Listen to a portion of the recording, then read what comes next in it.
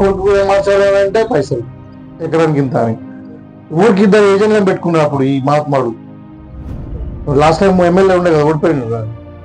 ఊరికి ఇద్దరు ఏజెంట్లను పెట్టుకొని వాళ్ళ ఏజెంట్ ద్వారా ఎంఆర్ఓలను పట్టుకొని ఈ తతంగం ఎకరం కింద వసూలు చేసింది.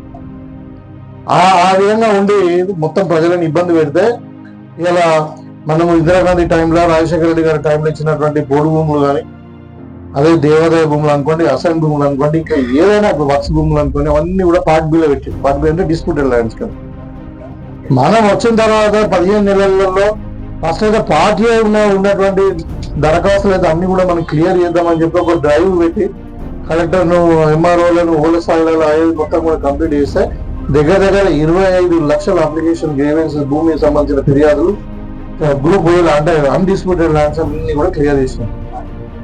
పార్ట్ బిలో ఉన్నటువంటి భూములన్నిటి కూడా పోడు భూములు కావచ్చు, అసైన్ భూములు కావచ్చు, దేవాలయ భూములు కావచ్చు, అంటే ఇనాం భూములు కావచ్చు, లేకుంటే ఇంకేదైనా కావచ్చు, ఇంకా పార్ట్ బిలో ఉన్న అన్ని భూములు కూడా దీంట్లో మనం రెగ్యులరైజ్ చేసుకోవచ్చు. దాని తర్వాత ఇంకోటి ఇప్పుడు సాదా బైనామాలు ఉన్న కూడా రెగ్యులరైజ్ చేసుకోవచ్చు. అది కాకుండా గ్రామంలో అది అటు రెవెన్యూలో ఉంటుంది, ఇటు గ్రామంలో ఉంది. అంటే గ్రామ శివారు ఇప్పుడు కంఠం భూములు, ఖరీఫ్ ఖాతావి. సో అవన్నీ కూడా రెగ్యులరైజ్ చేయడానికి కూడా ఇలా చట్టంలో పొందుపరచడం. ఈ భూభారత చట్టం పొందుపరచడానికంటే ముందు మనం పబ్లిక్ ఏరియా ప్రతి మండలంలో మీటింగ్ పెట్టినాం, రైతులతో అడిగినాం.